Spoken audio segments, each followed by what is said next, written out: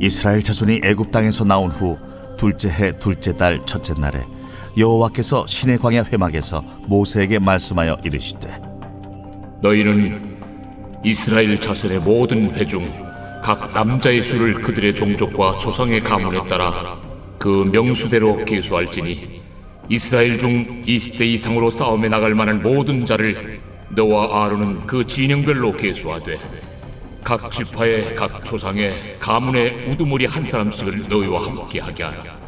너희와 함께 설 사람들의 이름은 이러하니 루벤 지파에서는 스데올의 아들 엘리술이요, 시몬 지파에서는 수리사떼의 아들 술루미엘이요, 유다 지파에서는 암미나답의 아들 나손이요, 이사갈 지파에서는 수알의 아들 느다넬이요, 스불론 지파에서는 헬론의 아들 엘리압이요, 요셉의 자손들 중 에브라임 지파에서는 암미우스의 아들 엘리사마요, 므낫세 지파에서는 부다술의 아들 가말리엘이요, 베냐민 지파에서는 기드온이의 아들 아비단이요, 단 지파에서는 암미사떼의 아들 아히에셀이요, 아셀 지파에서는 오그란의 아들 바기엘이요, 갓 지파에서는 두엘의 아들 엘리아삽이요, 납달리 지파에서는 에난의 아들 아히라임이라 하시니 그들은 회중에서 부름을 받은 자요 그 조상 지파의 지휘관으로서 이스라엘 종족들의 우두머리라. 모세와 아론이 지명된 이 사람들을 데리고 둘째 달 첫째 날에 온 회중을 모으니 그들이 각 종족과 조상의 가문에 따라 20세 이상인 남자의 이름을 자기 계통별로 신고하매, 여호와께서 모세에게 명령하신 대로 그가 시내 광야에서 그들을 계수하였더라. 이스라엘의 장자 루벤의 아들들에게서 난 자를 그들의 종족과 조상의 가문에 따라 20세 이상으로 싸움에 나갈 만한 각 남자를 그 명수대로 다 계수하니 루벤 지파에서 계수된 자는 46,500명이었더라. 시몬의 아들들에게서 난 자를 그들의 종족과 조상의 가문에 따라 20세 이상으로 싸움에 나갈 만한 각 남자를 그 명수대로 다 계수하니 시몬 지파에서 계수된 자는 59,300명이었더라. 갓의 아들들에게서 난 자를 그들의 종족과 조상의 가문에 따라 20세 이상으로 싸움에 나갈 만한 자를 그 명수대로 다 계수하니 갓 지파에서 계수된 자는 45,650명이었더라. 유다의 아들들에게서 난 자를 그들의 종족과 조상의 가문에 따라 20세 이상으로 싸움에 나갈 만한 자를 그 명수대로 다 계수하니 유다 지파에서 계수된 자는 74,600명이었더라. 이사갈의 아들들에게서 난 자를 그들의 종족과 조상의 가문에 따라 20세 이상으로 싸움에 나갈 만한 자를 그 명수대로 다 계수하니 이사갈 지파에서 계수된 자는 54,400명이었더라. 스불론의 아들들에게서 난 자를 그들의 종족과 조상의 가문에 따라 20세 이상으로 싸움에 나갈 만한 자를 그 명수대로 다 계수하니 스불론 지파에서 계수된 자는 57,400명이었더라. 요셉의 아들 에브라임의 아들들에게서 난 자를 그들의 종족과 조상의 가문에 따라 20세 이상으로 싸움에 나갈 만한 자를 그 명수대로 다 계수하니 에브라임 지파에서 계수된 자는 45,000명이었더라. 므낫세의 아들들에게서 난 자를 그들의 종족과 조상의 가문에 따라 20세 이상으로 싸움에 나갈 만한 자를 그 명수대로 다 계수하니 므낫세 지파에서 계수된 자는 32,200명이었더라. 베냐민의 아들들에게서 난 자를 그들의 종족과 조상의 가문에 따라 20세 이상으로 싸움에 나갈 만한 자를 그 명수대로 다 계수하니 베냐민 지파에서 계수된 자는 35,400명이었더라. 단의 아들들에게서 난 자를 그들의 종족과 조상의 가문에 따라 20세 이상으로 싸움에 나갈 만한 자를 그 명수대로 다 계수하니 단 지파에서 계수된 자는 62,700명이었더라. 아셀의 아들들에게서 난 자를 그들의 종족과 조상의 가문에 따라 20세 이상으로 싸움에 나갈 만한 자를 그 명수대로 다 계수하니 아셀 지파에서 계수된 자는 41,500명이었더라. 납달리의 아들들에게서 난 자를 그들의 종족과 조상의 가문에 따라 20세 이상으로 싸움에 나갈 만한 자를 그 명수대로 다 계수하니 납달리 지파에서 계수된 자는 53,400명이었더라. 이 계수함을 받은 자는 모세와 아론과 각기 이스라엘 조상의 가문을 대표한 12지휘관이 계수하였더라. 이같이 이스라엘 자손이 그 조상의 가문을 따라 20세 이상으로 싸움에 나갈 만한 이스라엘 자손이 다 계수되었으니 계수된 자의 총계는 60만 3,550명이었더라. 그러나 레위인은 그들의 조상의 지파대로 그 계수에 들지 아니하였으니 이는 여호와께서 모세에게 말씀하여 이르시되 너는 레위 지파만은 계수하지 말며 그들을 이스라엘 자손 계수 중에 넣지 말고 그들에게 증거의 성막과 그 모든 기구와 그 모든 부속품을 관리하게 하라. 그들은 그 성막과 그 모든 기구를 운반하며 거기서 봉사하며 성막 주위에 진을 칠지며 성막을 운반할 때는 레위인이 그것을 걷고 성막을 세울 때는 레위인이 그것을 세울 것이요 외인이 가까이 오면 죽일지며 이스라엘 자손은 막사를 치되 그 진영별로 각각 그 진영과 분기 곁에 칠 것이나 레위인은 증거의 성막 사방에 진을 쳐서 이스라엘 자손의 회중에게 진노가 임하지 않게 할 것이라. 레위인은 증거의 성막에 대한 책임을 지킬지니라 하셨습니다. 이스라엘 자손이 그대로 행하되 여호와께서 모세에게 명령하신 대로 행하였더라. 오늘부터 우리가 이제 묵상하는 이 민수기의 말씀은 이제 모세 오경 중에 네 번째 들어있죠. 창세기, 출애굽기, 레위기, 민수기, 신명기입니다. 네 번째 책인데 이제 순서대로 하면 이스라엘 백성들이 출애굽해서 광야에서 성막을 지으며 하나님의 계명을 받죠.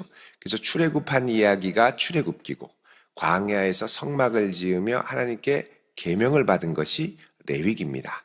이 계명을 받고 이제 광야에서 출발을 해야죠. 이제 광야에서 출발하기 전에 백성들의 수를 계수하고 이제 광야를 통과하여 약속의 땅 가나안까지 가는 그 여정을 기록한 것이 이제 민수기입니다. 그리고 신명기는 약속의 땅에 다 도달해서 마지막으로 모세가 하나님의 부르심을 받아 이제 이 세상을 떠나기 전에 마지막으로 이스라엘 백성들에게 고별 설교를 한 것이 바로 이제 신명기죠. 그래서 이제 그리고 나서 이제 약속의 땅 가나안으로 진군하는 이야기가 여호수아.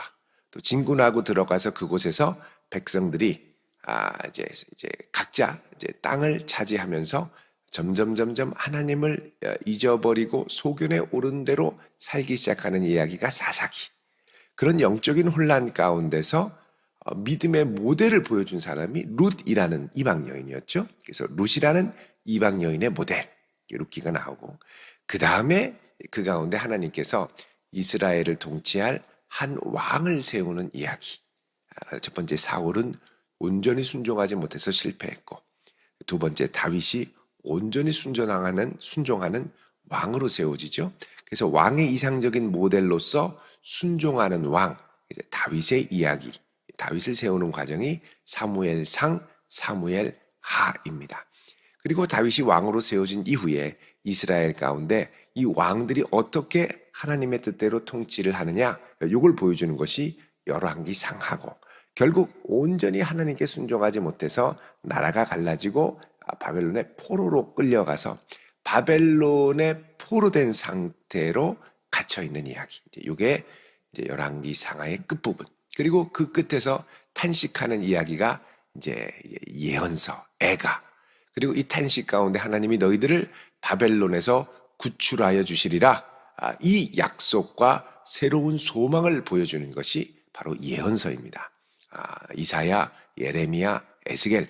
그리고 이제 바벨론으로부터 구출되었을 때 이들이 단순한 구원이 아니라 성전의 영광이 회복되고 하나님의 백성이 회복되고 온 나라의 백성들이 열방이 주께로 돌아오는 온 세상의 회복까지를 말씀을 하죠. 자, 이것을 이제 이스라엘 백성들은 온전히 이루지 못했고 그래서 바로 예수 그리스도께서 이 땅에 오셔서 이 땅에서 하나님 나라를 시작하시고 그 나라의 영광스러운 회복이 바로 요한계시록으로 이루어집니다. 그래서 요한계시록에서는 바벨론이란 표현이 유독 많이 등장을 하죠.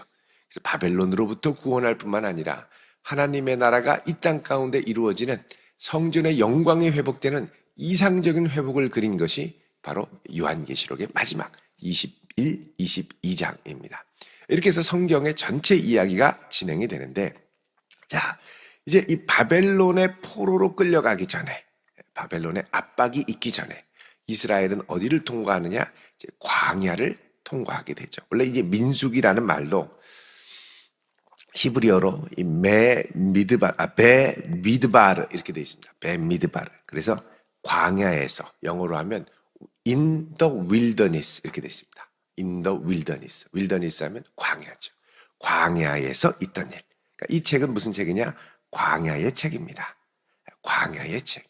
이 광야에서 있던 일은 사실 우리가 구원 얻은 이후에, 출애굽 이후에 하나님의 나라를 향하여 가는 여정에 얼마든지 일어날 수 있는 사건들이 바로 이 민수기, 광야에서 있는 일이죠.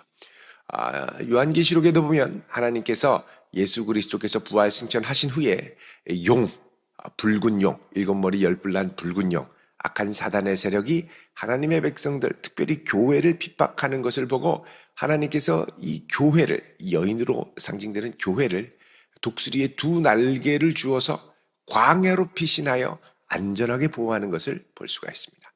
광야는 힘들긴 하지만 하나님의 보호를 경험하고 하나님의 인도를 경험할 수 있는 매우 특별한 장소입니다.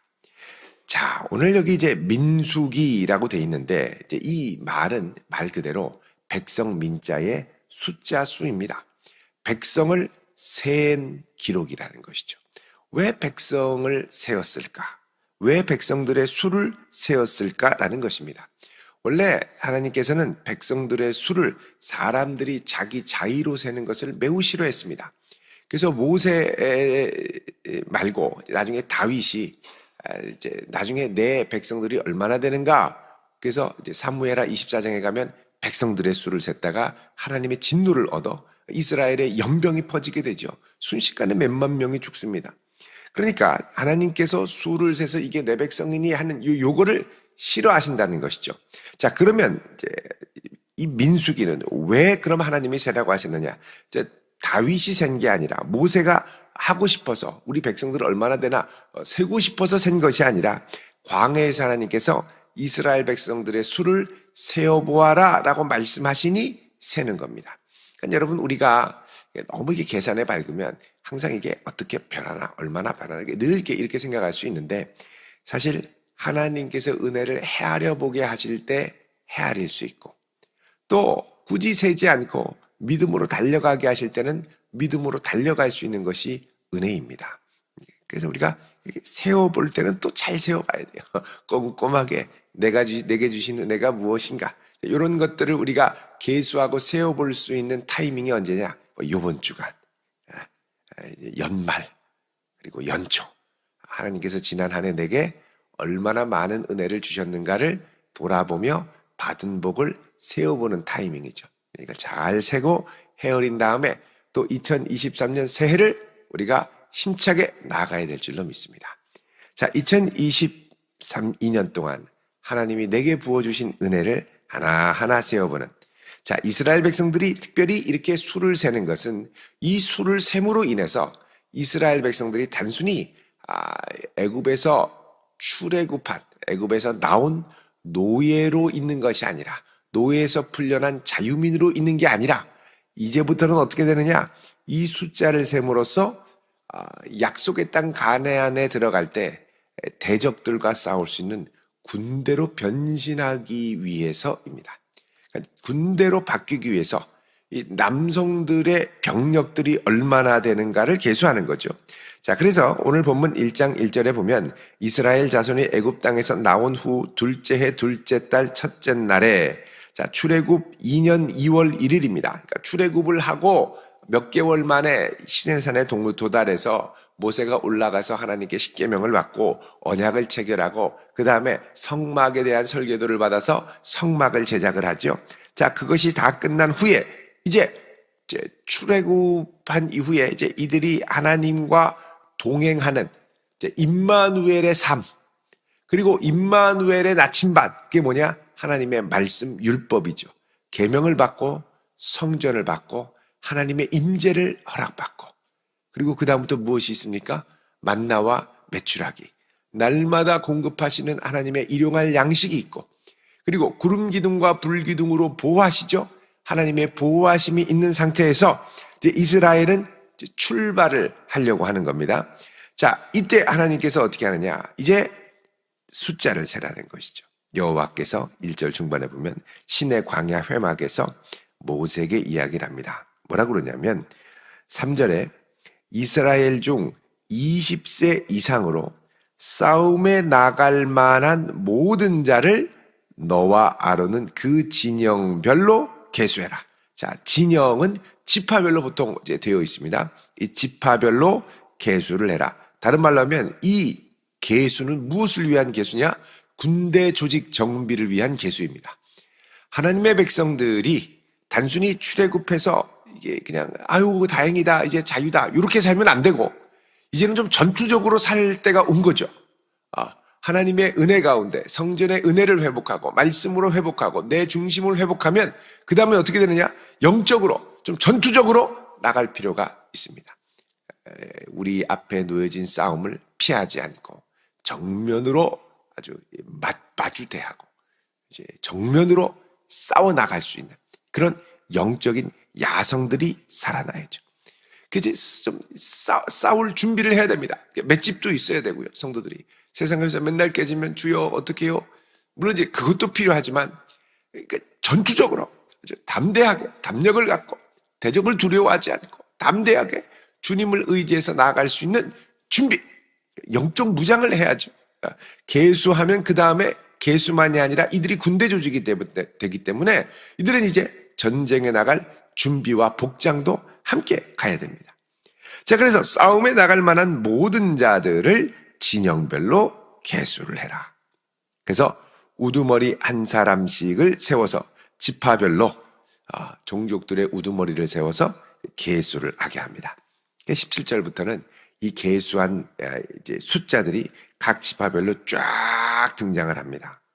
그래서 먼저 제일 큰 그 형 루벤이죠. 루벤 지파. 그래서 20절에 보면 장자 루벤의 아들에서 난 자를 그들의 종족과 조상의 가문에 따라 20세 이상으로 싸움에 나갈 만한 자들을 다 그 명수대로 계수했다 그러죠. 그래서 계수했는데 루벤 지파는 얼마나 되느냐?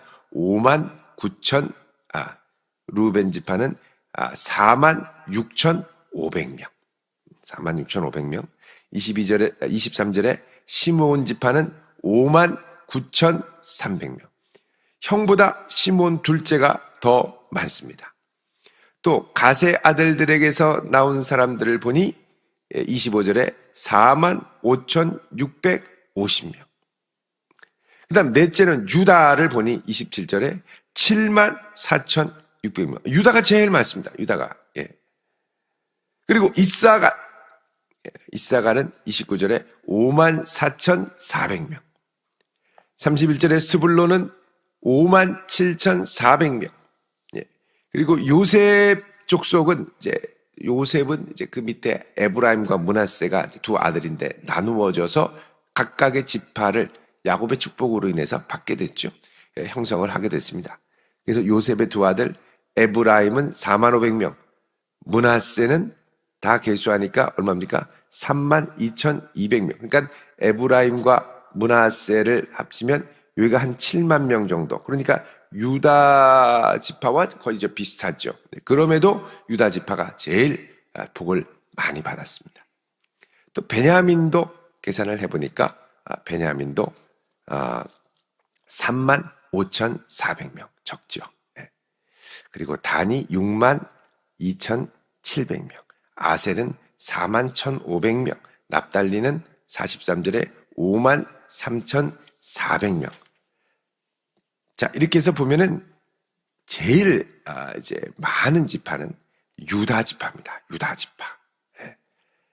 그리고 이게 이제 1차 때 지금 이렇게 했는데요. 26장에 가면 이렇게 전쟁을 하고 또 광야에 지나가면서 하나님께 반역해서 완전히 그냥 땅속으로 꺼진 족속들도 있고 이래서 2차에 이제 약속의 땅 가나안에 들어가기 전에 26장에 보면 2차 인구조사, 2차 계수를 또 하게 됩니다.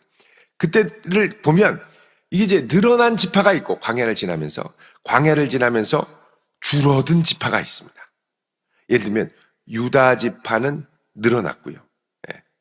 므낫세도 늘어났습니다. 근데 확 줄어든 지파도 있죠. 시므온 지파. 1차 때는 59,300명이었는데 2차 때는 22,000명으로 확 줄어버립니다. 하나님 앞에 이제 대들었죠. 그러니까 은혜대로만 가면 대부분 성장을 하고 잘 가는데, 그러니까 불순종하고 뺀질거리다가는 줄어드는 경우가 종종 있게 됩니다. 그래서 이제 이게 시작과 끝에 이 명수가 나온다라는 건 뭐냐? 시작을 어떻게 시작했는지 모르지만 나중은 일단 더 창대하게 하게 돼야 되는데, 이 결과를 보여주는 거죠. 이것은 지파들의 신실성을 보여줍니다. 하나님 앞에.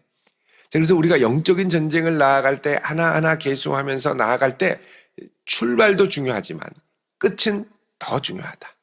아름답게 잘 싸워 나가야 된다라는 것을 이제 보여주고 있죠. 자, 이렇게 해서 다 계수를 해보니 46절에 계수된 자의 총계는 몇 명입니까? 60만 3,550명. 60만 대군이 형성이 되어 있습니다.